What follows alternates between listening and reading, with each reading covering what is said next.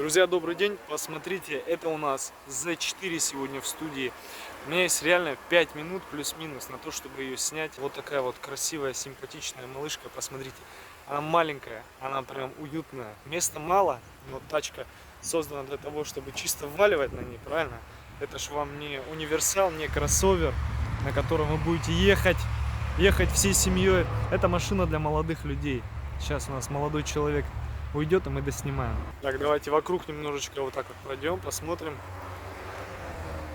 Посмотрите салон, какой у нее красные вставочки, красная кожа, прям смотрится вообще бомба, супер. Места мало, реально только для двоих. Багажник, наверное, отсутствует по факту. Сейчас посмотрим, что у нас тут по багажнику. Ох, как он открывается. Вот кнопочка, да, багажник. Ну вот такое вот чисто положить две сумочки спортивные и все, по минимуму. Крыша сюда складывается, я так понимаю. Да. Крыша не работает, да? Еще.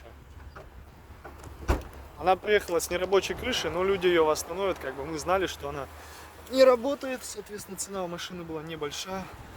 Вот такой вот у нее, посмотрите, какой спидометр. Ну все прям звучит она приятно. 138 тысяч пробег. Все как бы вот так вот симпатично.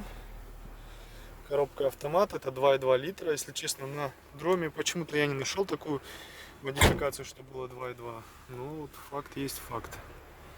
Вот такая вот красоточка. Такую можно найти в районе там 300 тысяч рублей плюс-минус. Вот это вообще за 260 ушло. В среднем их цена 300. Сейчас эффектно уйдет машина. Смотрите, как на ней смотрится.